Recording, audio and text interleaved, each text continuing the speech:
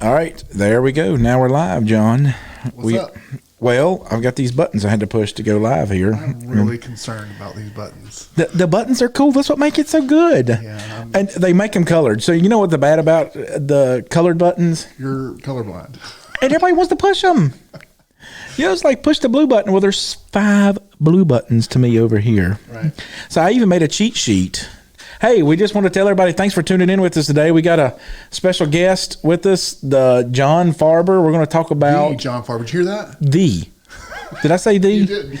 It's like the Walmart. You know, I'm going down. Where are you going? To the Walmart. Not going to Walmart, but to the Walmart. It puts a little emphasis on it. Okay.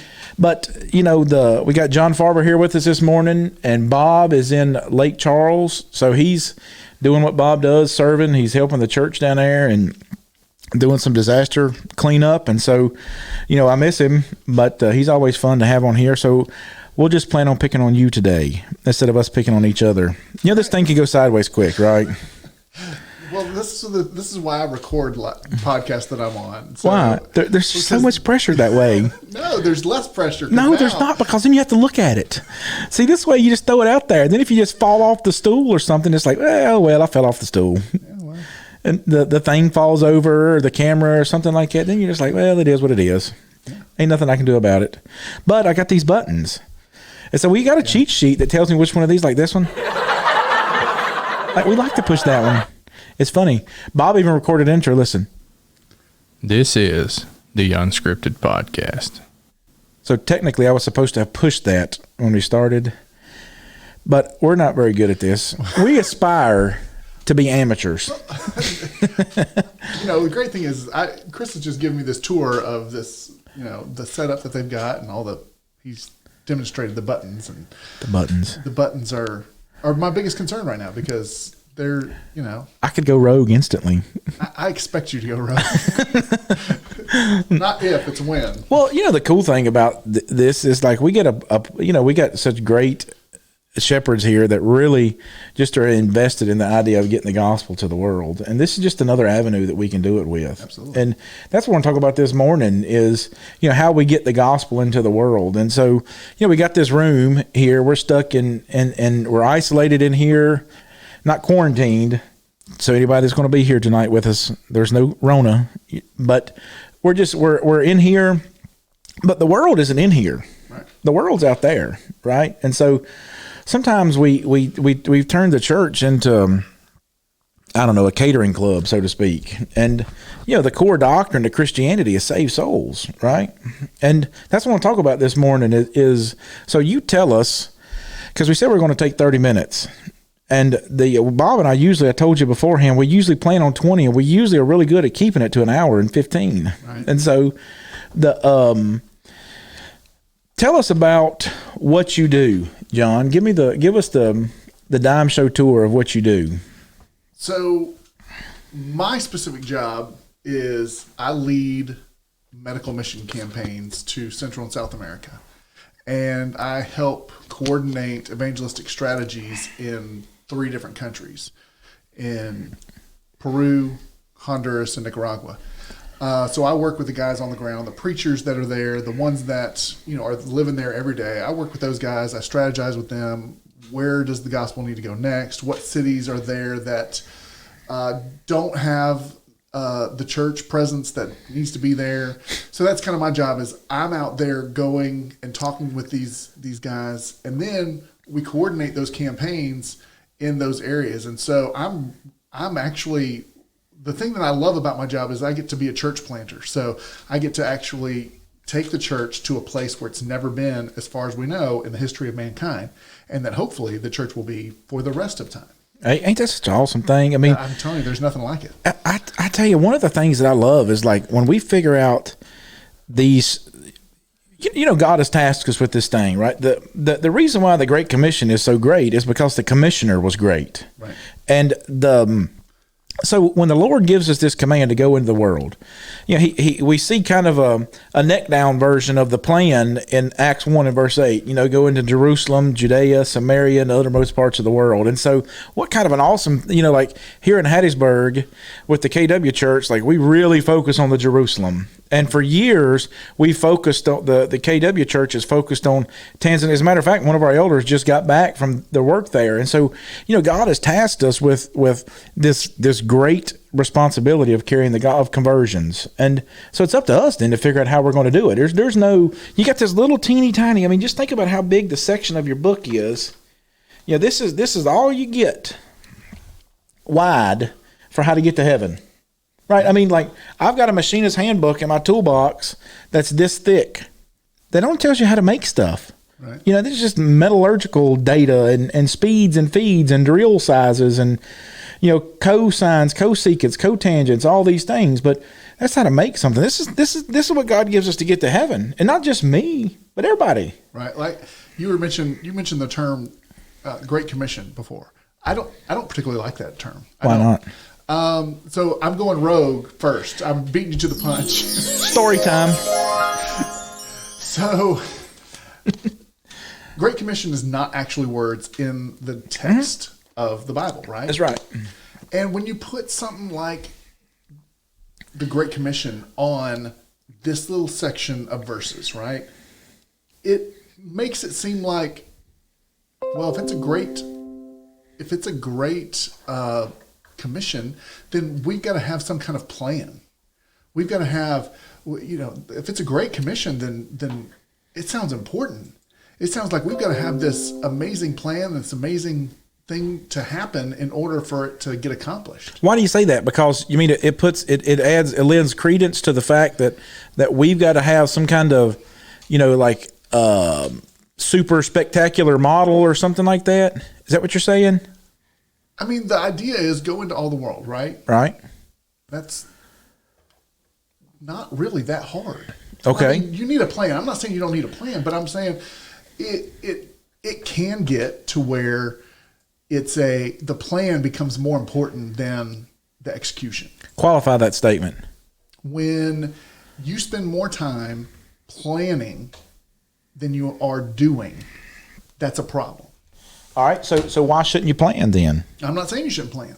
Not saying you shouldn't plan. I'm saying if you're spending more time on the plan, like for example, I have for a long time had this ambition to. Hey, if anybody's out there and if there's any audio problems or something, how about just dropping us a comment? Somebody's watching. Let us know what it sounds like if you don't mind.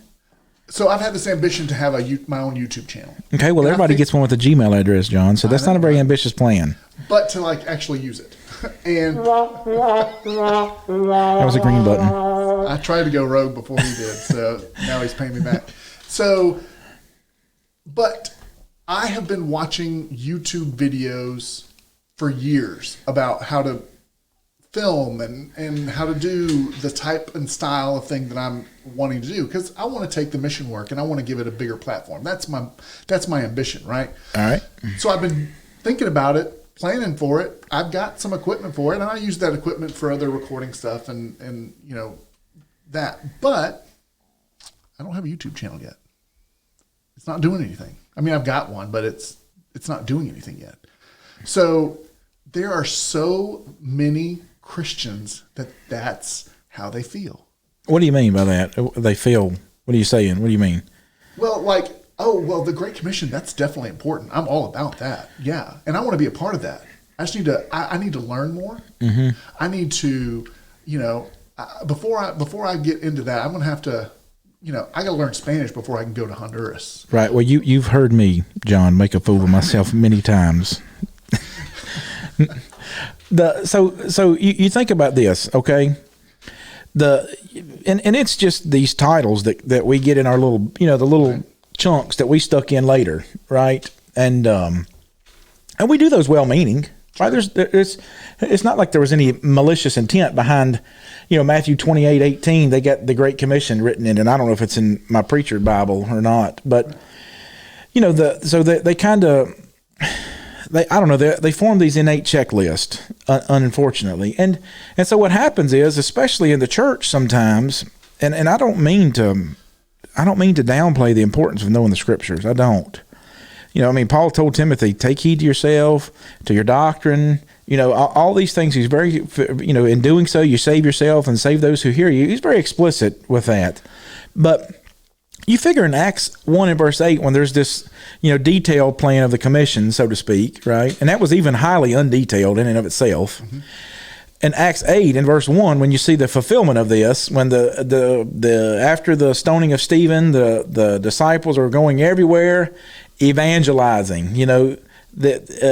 preaching and teaching the word. Well, it's not like these would have been they wouldn't have been a book, chapter, and verse on every little thing. And you know what they could go and tell them about was like, man, you will not believe what's happened in my life. There was a God that made everything around us. He sent his son, and I'm 35, or I'm 40, or I'm 45, and I'm aging out in first century Rome, right? I mean, I'm at the end of my life expectancy, and now I'm looking at eternity, and I've got this blessed hope. That's what Paul said in Romans 8. This we hope. It's not that we hope I'm going to be saved, but we have this blessed hope. This we sing blessed assurance, and so that's what they could go everywhere teaching. Every Christian that has become a Christian, they know what they did to do that. Right. They can surely tell somebody. They may not be able to give a theological discourse on Melchizedek, but you don't need that to go to heaven. Absolutely. And the thing that is so great about the work that I get to be involved in is we see that played out, right? We bring people from all walks of life, from all over the United States, and they come together. And you've heard me on one of the first nights or first days that we're in on the campaign, we get a big group meeting together, and we talk about, like, hey, most of you guys don't know each other. Like, I'll have people from Oklahoma, California, from New Jersey, from Florida, Virginia, from Mississippi. Why didn't you start with Virginia? It was, save the best for last. Okay. So we have people from all over the United States, and they don't know each other from Adam, most of them, unless they've been on a trip together before. And there's always new people. And I say one of the things that you're going to experience this week is that you're going to see people that you don't know, and within an hour, you guys are going to be a team. Oh, so awesome! Isn't that cool? It's just it's Psalm 110. I think it's verse 3. It says that on the day of your power, your troops will be ready. Some of them versions are going to say this volunteer army, right? And on the day of your power, this is the section of Psalms that Peter quotes on Pentecost. Right. On the day of your power, your troops will be ready like the dew of the morning. They'll have the strength of their youth. Like the dew falls on the ground every day. It's always there. It's dependable. It's consistent. And that's such a blessing in the church, is that this is an all volunteer army. There's nobody in the world. I mean, organizations, they write guidelines and principles, and they put it on poster boards of practices, but the Lord's church, volumes. I mean, right, exactly. Then they revise it, right? Like revision 48Z, right? But the Lord's church has got that built in, because you know why? He's got our hearts, right? So when he's got our hearts, he's got I'm all in then, all of it. And so you get to meet some of the most awesome. I mean, I have forged some of the most awesome friendships with people.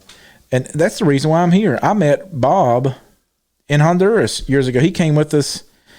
I don't remember where. They run together to me. He'll be able to tell you. But it was Dan Lee, I believe. But I met him there, and I forged you get to love people instantly. Oh yeah. I mean, it's just such a blessing. Well, I say there's, and this, I wrap up the week with this almost every time. There's nothing that if the Lord's people choose to do the Lord's work, there is nothing that can't be accomplished. By the end of the first century, you're I like to read these historical writings. By the end of the first century, they're writing letters, right? Roman governors are writing letters to the emperors that have sent them Trajan out, and they're having these powwows, and they're like, hey, I don't know if you realize this, but they're everywhere. They're in the cities, they're in the countryside, they're in every class of, he's painting this picture like, listen, these guys are everywhere. And that was in 1 century. 1 century. I mean, by the time you get to Nicaea, Constantine is trying to circle the wagons on Christianity. Like, if I can get these guys under my, kind of run them up under my gambit, then maybe I can gain control of the Roman Empire, because there's so many of us by that point. Yeah. And so we can do whatever we want to do. We limit. We are the limit. Oh, yeah. So I'll tell you a story about, at the beginning of all this quarantine. Do I get to push a button? Yes. The green button is the. What's that this one do? Nah, that's not it either. Okay, go ahead. Button fail. So Burp. at the beginning of all this pandemic stuff, this was like right before the NBA decided to shut down, right before all this, we were all kind of still, we're going to be able to do the campaigns this summer and stuff. We actually had We as in Lamb. Lamb, yeah. We had a team in El Salvador at the time. And then it was that week when things started really shutting down. I remember this. I remember this happening. And in that week, the NBA decided to shut down all of the sports leagues, the MLB, spring training let out. All this stuff started happening because of the pandemic. And we had a team in El Salvador. This is the week that everything like shut down. Right. And they found out probably on Wednesday that within the next day or two, they were going to shut the borders to El Salvador. And they had to do everything that they could. I mean, basically, they had to say, we got to shut things down. We've got to be able to get out of here. By the time they got all of their ducks in a row to make it happen, they ultimately they couldn't fly directly from El Salvador back to the States. They had to fly to... It was Nicaragua, wasn't it? It was either Nicaragua or... Guatemala City. Wasn't it Guatemala City? Guatemala, yeah. Yeah, it was Guatemala City. And then from Guatemala back to the States. Yeah. There was one gentleman on that campaign who footed the bill for all that. Ain't that something, man? And you want to talk about a sacrifice. I don't know if his local congregation or the different campaigners were going to, help pay him back or whatever. That wasn't really even the consideration. The consideration was, these are my brothers and sisters in Christ. We got to do what we've got to do in order to make it back to our families. And that's what it took. And where else are you going to see that other than the church? What's awesome about that is all of our people, everybody's got a story like that.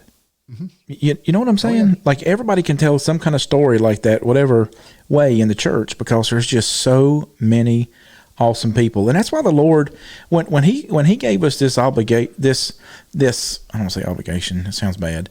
When he gave us this awesome responsibility and task, he did it because he had confidence in us. Right. It's not that he used a donkey with Balaam, mm-hmm. right? He used a bush with Moses. There's all kinds of cool stories that we can Vacation Bible School it up, right? Right. But God chose us. And so he realized the reason why is he made us, and he's got confidence, and we are the ones that limit everything. So this kind of goes back to the reason why I don't like the title Great Commission, right? Because we are not going to make this 30-minute deal. I'm just going to let you know.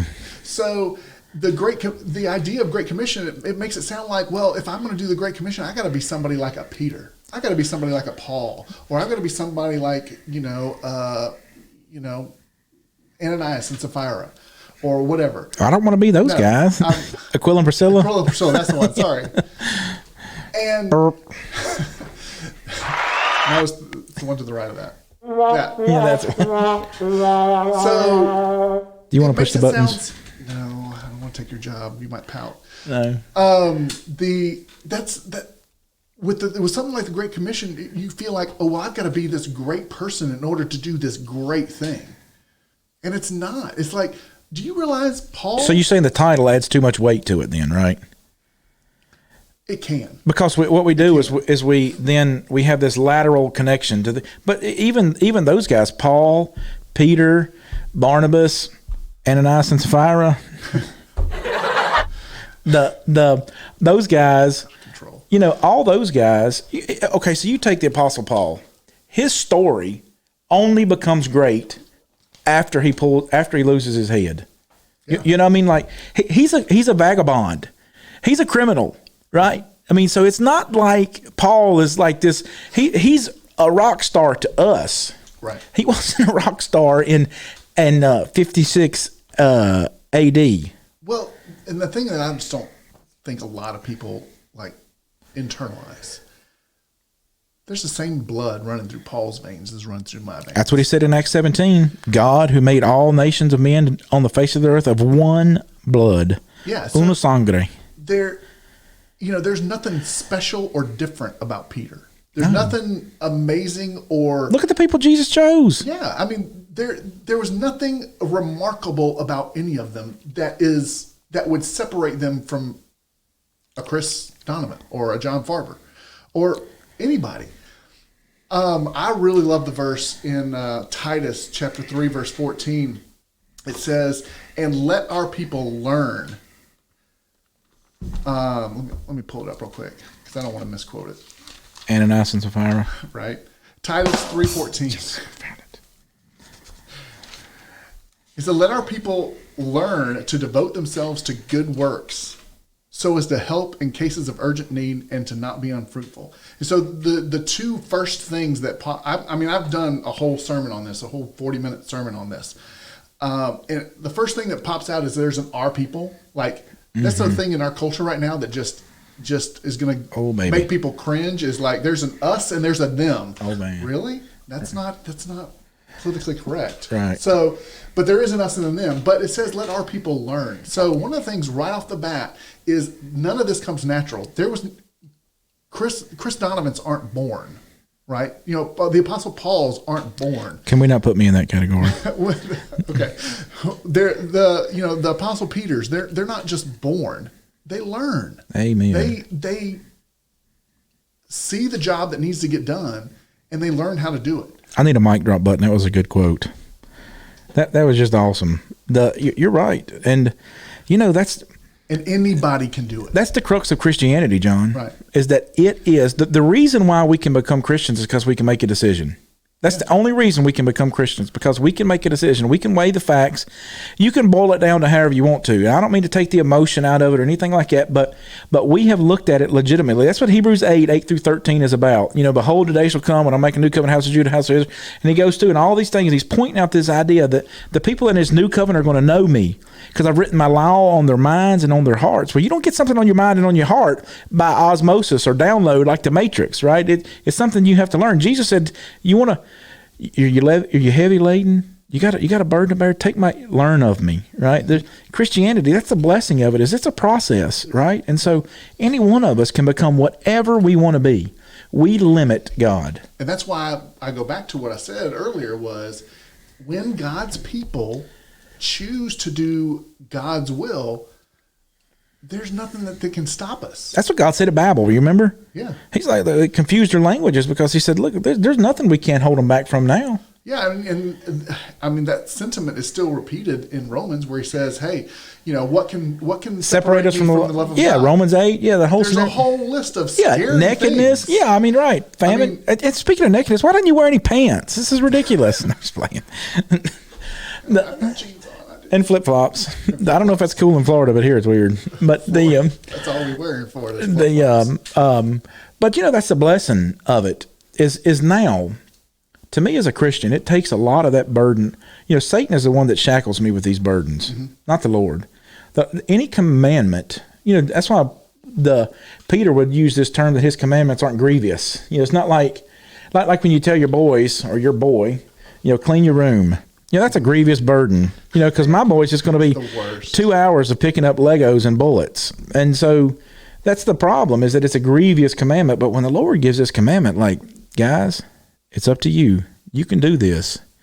You really can do this. It's not like it really unshackles you, because I know that he's telling me because he's got confidence in me. Absolutely. Yeah, and that's the thing. That's the devil's whole plan, to say, hey, all of these things that you shouldn't be doing, I want to distract you by all those things, because I want you to be worried about all the things that you shouldn't be doing, so that you're so consumed by the things you shouldn't be doing that you have no idea what it is that you even should be doing. That's right. And it's just what it does is it's just a divide and a focus. I do have another button, by the way, that I didn't hit. the record button, so I'm going to have to rip the audio again out of this thing. I have this button. It's the biggest one on here, too, and I can't remember to hit this button. For somebody who likes all these buttons so much. Well, these are comical. This just becomes more of, this is like a blister. It's a job. This is what it is. It shows up after the work is done. And so tell us specifically what is involved in, so like let's use an example. A few years ago when we went to Gracias, we went to Gracias because strategically it was, we had a brother there, Oscar Razzo, started a little church there. It was, I don't know, 10 Less people. than 10. Yes, 8 people, something like that. And I don't remember what it was now. But the president was from there. And so Juan Orlando, the president of Honduras, he was doing all these infrastructural projects. I mean, that's the socialist Greece, really, is what you were seeing turning there. All these, a lot of people are moving to the town. So we just looked at that and said, hey, this is a good place that we think is conducive for growing the church. And then when they peter out, I mean, they're going to, it's just a way of it. You pray that those guys that you have taught and become Christians, that they'll take that same message, right? Because here's something that I like that our Latino brothers do that we kind of fall down on sometimes, is that I have been a part of converting somebody in a week, and then that Sunday morning they're going to get up and extend the invitation, and it's all they have to do is just say, what did you do to become a Christian? That's all you got. That's what you got to tell them. I mean, everybody ought to tell them that I understood that Jesus was the Lord and he died for me, and there's a way that I can be reborn. And that's going to be through understanding that he's going to be Lord now.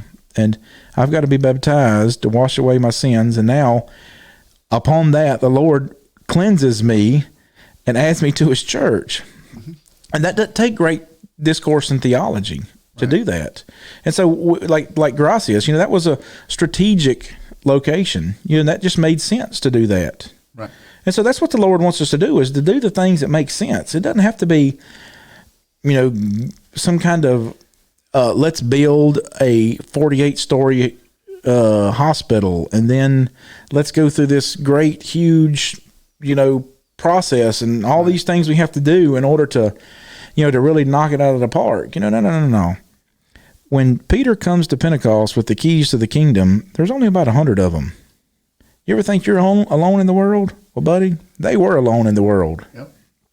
And so we limit God on what we want to do. Oh, yeah, absolutely. Well, I would say probably most people would think that they limit themselves. But the problem is that if we are the vessel of God, then what we're saying is God must not have created that vessel good enough. He must not have created it strong enough. He messed up. He must not have made it pretty enough. He must not have made it smart enough. He must not have made it patient enough. He must not have made it rich enough. He must not have made it whatever you want to fill in the blank there. But the problem is, it's not that God has made us enough. It's that God made us. Mm-hmm. And that is always enough. Amen. I mean, you think about how many times, one of the things that, we're studying the commandments in our home, right, this week, and as part of our monthly characteristic. And, don't make any graven image. And that's because God is looking at that saying, you are not going to be able to come up with something that's going to be, you're going to envision it in your own eyes of how pretty or how, masterful I am. You're missing it. Right. You're missing it. You're the clay. Right. I'm the potter. Isaiah, even through kind of hyperbole, uses this analogy of, you guys saw down this tree, then you carve it into your gods, you use the shavings to heat your food with, you cook your food, you have to carry it in on your shoulders, put nails in his feet to hold it up, and then you say, you bow down to worship it. And he's like, do you see how foolish that is? Yeah. And so God, everything, when Israel crossed over Jordan, he said, get 12 rocks out the river. Don't touch them. Don't think that you can fancy them up with your no stone tools, because I put those rocks in the river. Yeah. I made them the way I wanted them to make them. So whatever you think you're going to make them look like, you're going to mess it up. God made us perfect. And he made us with this great ability. I mean, he chose 1 Corinthians 1 and verse 21, the foolishness of preaching. Right. That's the way God wanted to save souls, was through the harbinging of the message. And so it's up to us. And so then, John, how did you get hooked up with lamb? I mean, tell me the... I grew up with it. Yeah. So I set that story up. It. Yeah. So my dad is Jack Farber, who has been with Latin American The Missions. Jack Farber. The Jack Farber. Panama Jack. Panama Jack. We moved to Panama when I was 6 years old. For the first in time. 1968. Yeah. 81. Thank you. So in 1981, we moved to Panama, and we lived there for 3 years. My dad was working with the school of preaching there. What's with the school? The School of Preaching is one of, if not the longest running school that's we've never closed our doors, right? So there have been some that are longest older, running school in the Brotherhood, Brotherhood. Okay. There are others that have been around since earlier, but they closed maybe for a while and then reopened or whatever. But as far as we can tell, it's one of the, I don't want to, it's not a contest or anything. Right. But we've been around for so long. We've been training preachers all over Central, South America, any Spanish-speaking country. So the school's in Panama. Schools in Panama. And that's where y'all are at. And Jack was helping with the school, right? Y'all lived there in Panama for your elementary school years, right? Yeah. I was kindergarten, first and second grade there. So, Is it elementary school? Yeah. I think it was about the fifth grade. Yeah, whatever.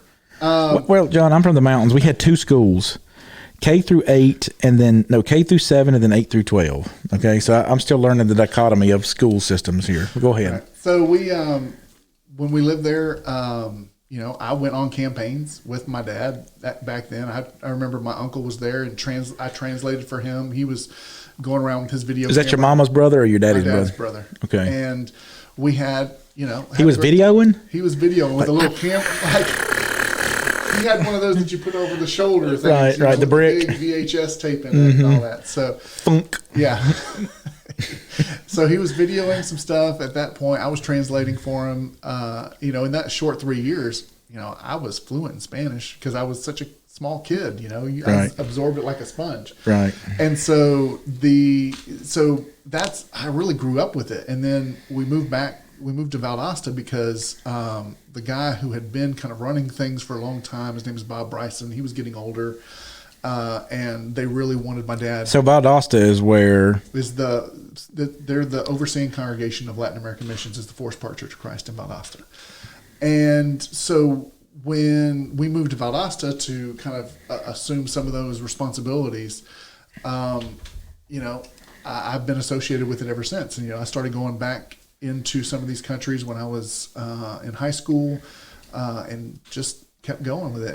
And back in 2010, they had lost a couple of the missionaries, and my Spanish was still decent, and they were looking for some guys, and they didn't necessarily ask me. I was actually helping a buddy of mine, trying to raise funds and stuff like that to do it, and I was talking about it so much. At the time, I was selling insurance. I'd been a youth minister. I was selling insurance, and then my wife was like, "Seems like you're really excited about this for Jared, my buddy Jared." And I said, "Well, yeah."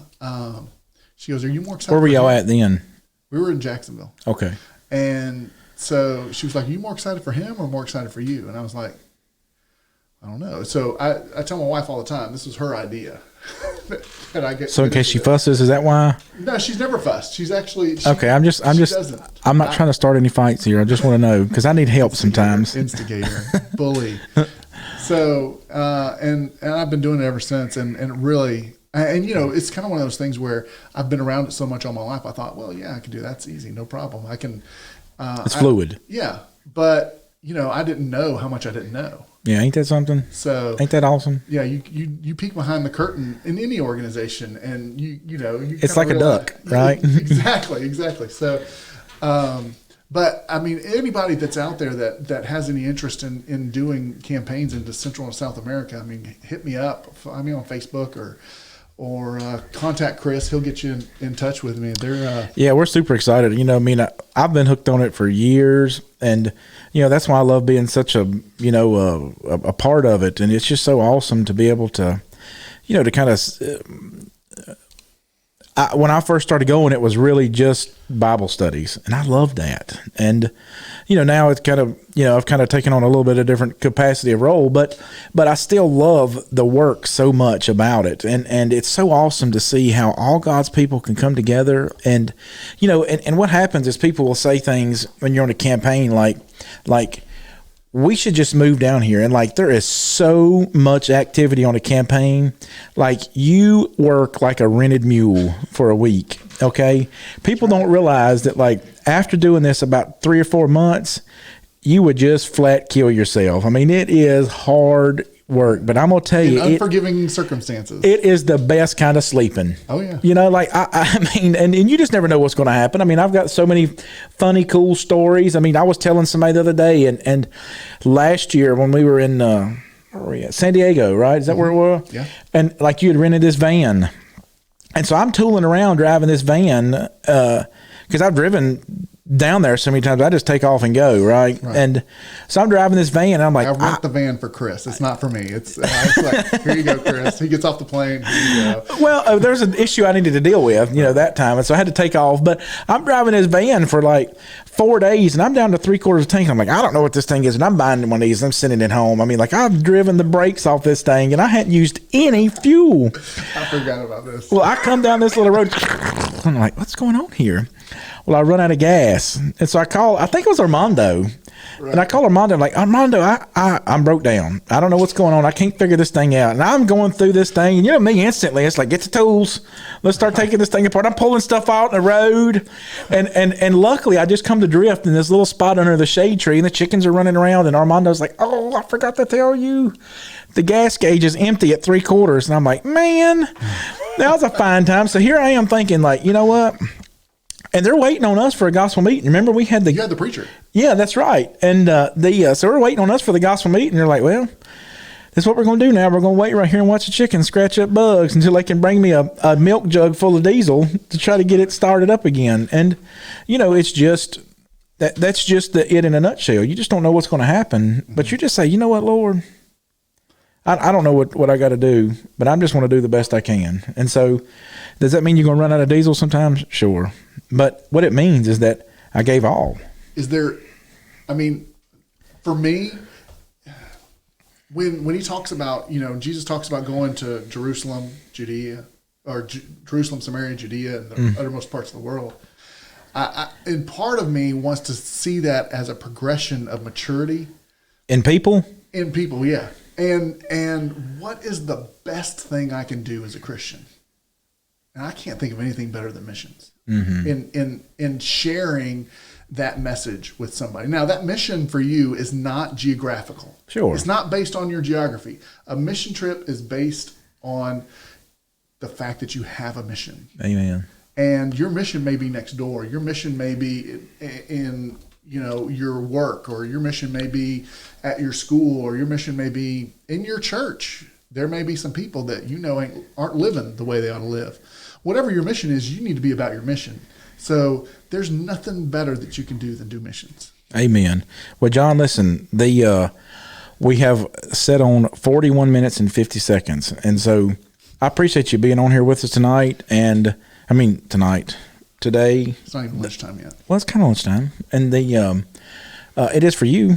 It definitely is for me. Right, you're still on East Coast time, but we're glad that we had everybody, that we had you with us this morning. We appreciate you talking to us about all these things, and John, we just want to tell you how much we appreciate you, and I've come to love you so much over the years, and there's some blessings with some of these things, because some of the people that you think about are your when you think about your brothers and your sisters in the church, and some people you really think about a lot, and I appreciate you, brother. I think about you a lot, and so. You text me enough, so I don't know. No, just kidding. Hey, I love you too, brother. We appreciate you, John, and thanks everybody for tuning in. This is the Unscripted Podcast.